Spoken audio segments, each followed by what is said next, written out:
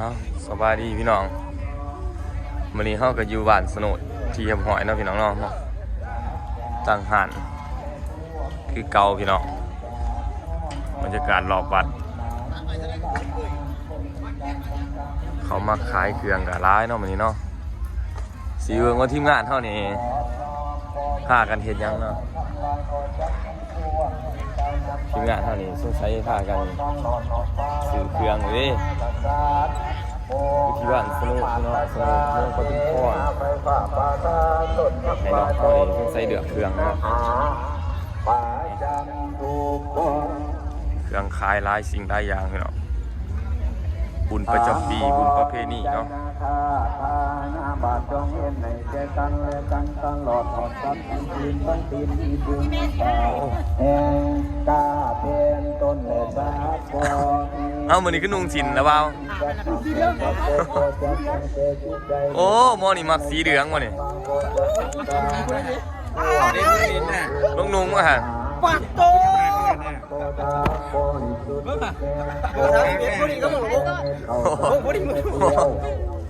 ไอ้ต้นนะพอดีตู้เท่าไรฮะ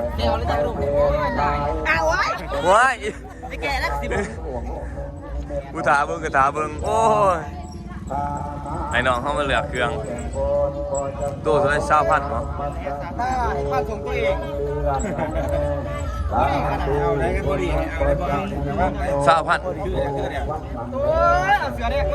40 บาทพี่น้องส่งมือ2พอดีเห็นป่ะตั้งโอ้ดีใจเลยส่งไม้พี่น้องสีอ่างอาหารแจ่มมาสีมั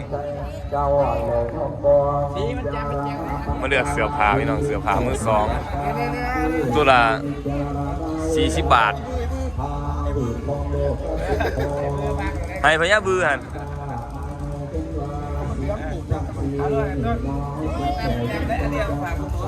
เล่เดี๋ยวคือว้าวเจ้าบ่ฝ่าบ่ซื้อมาให้ลูกวะโอ้ย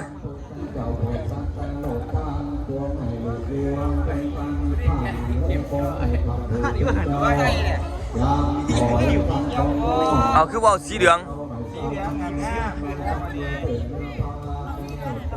เป็นนุ่งแป้งโดดผู้ดีงามนะ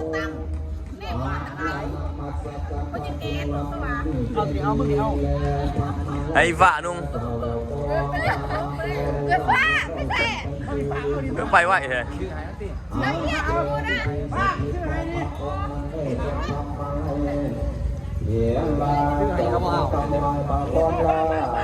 ไปเป็นยังหรอไหมก็เขาอันนี้จะต้องขี่ตึกเนาะเป็นนุ่งดินุ่งแกส่งออกก่อนแกก็ส่งครับแกเลยแค่รถด้วงสิเบิ้งแค่เขาจะได้เข้าบนนั่นนี่ว้าวจ่อยว่าสีเหลือง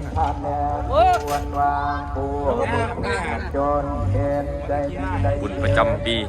บุญประเพณี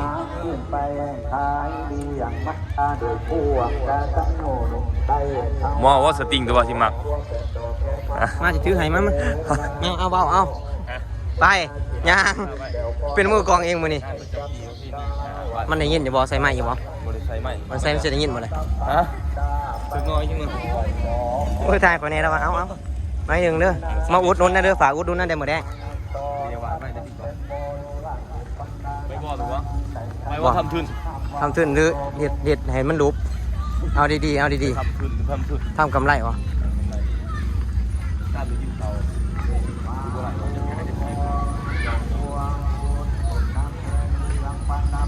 ผมมีเป่าไม้ผมมีจะไม่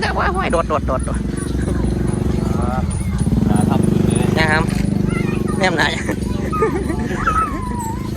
เอาดึงนะแม่ทำทุนนี่มีตัวบอกมาทำทุนดึง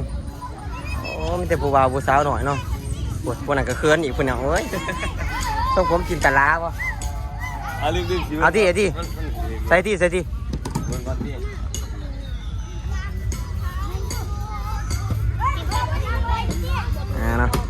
กำลังเบิ่งว่ามันเป็นตาเป็นไปเป็นมาอยู่บ่เนาะแต่จะได้ทุนแต่จะได้กำไรอยู่บ่ใส่ไว้ก็สิใส่เอาทำทุนจะเงินหลอดโอ้จะมึงเงินลายแต่มึงลาย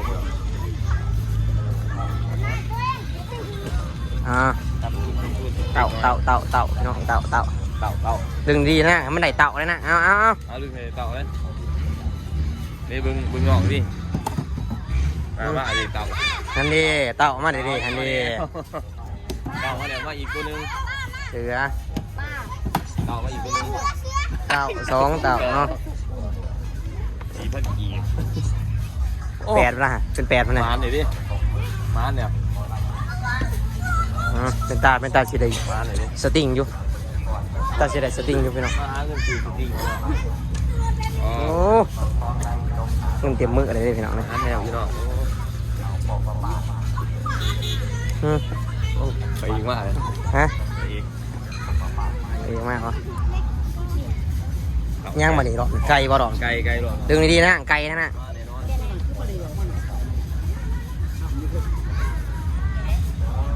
ไก่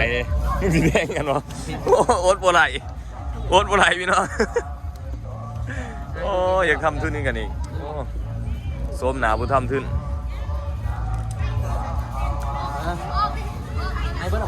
นี่ฮักกะมือสุบจังหน่อยพี่น้องเวลา6 โมง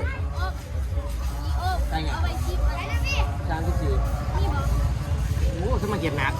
โอ้แท่งแบบผู้ใหญ่เนาะดึงเด้อดึง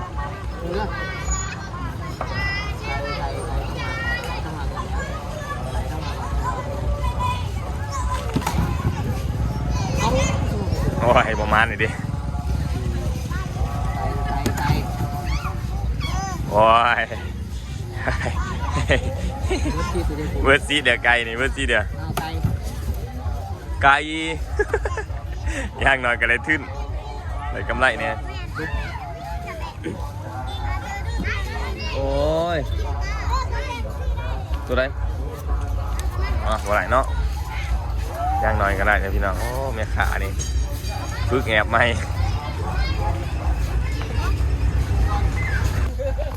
เอาดึงกู้ไก่โอ้ยบัวอะไรเต่าสับอะไรเลย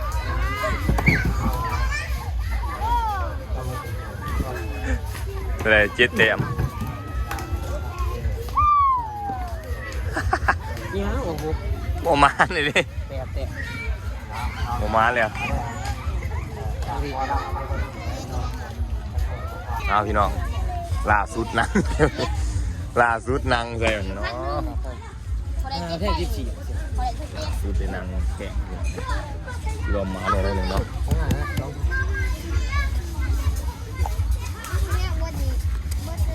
เต่าไก่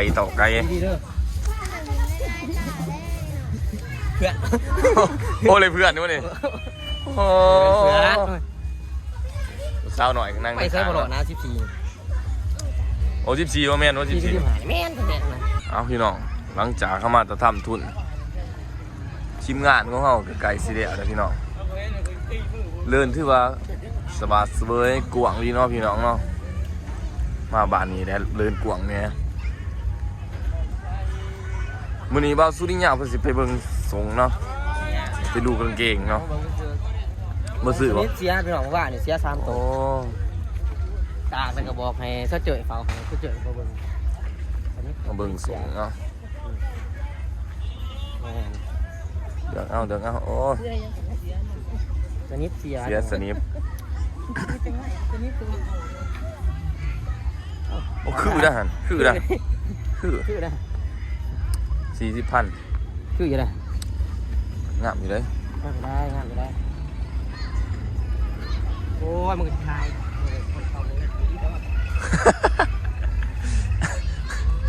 อันนี้จะตึ้งกันนี่ว่ามึงนุ่งคือเลย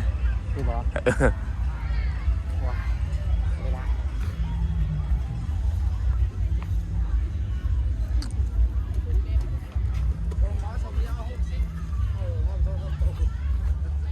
มีดูถูกใจอยู่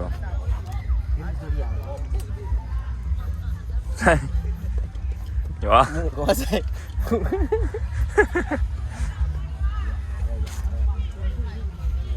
นี่ส่งตัวนี้มึงมักนุ่งแต่ว่า เอ้ยต้องอีวะนี่ เสียงโอ เนี่ยกันวะ ไปกินเขาวไปเอ้าพี่น้อง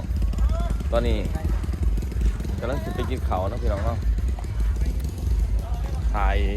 บรรยากาศรอบๆข้างให้พี่น้องไปเบิ่งอยากถ่ายแบบแพงปูไก่หน่อยเนาะเอ้าตอนนี้ไอ้น้องเขากำลังสีเกียมไปกินเขาวเนาะ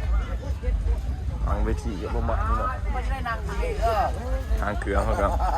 อาบน้ำเลยเนาะ ก็แต่งมากเพราะเขาหันลาย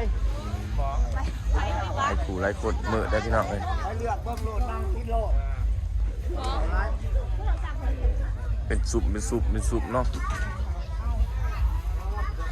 แต่ละหมองแต่ละบอลเอาพี่น้องตอนนี้กำลังจะไปกินเขากันแล้วทุกคนเด้อเอาบุกใจทุกคนจะเข้าเบิ่งคลิปเนาะรีวิวให้เบิ่งแบบ แต่ ข่าว งานเดียว ๆเนาะ นี่อยู่นี่มีเจ้าใกล้นะเขา คลิปนี้ฝากน้ำสนีเด้อ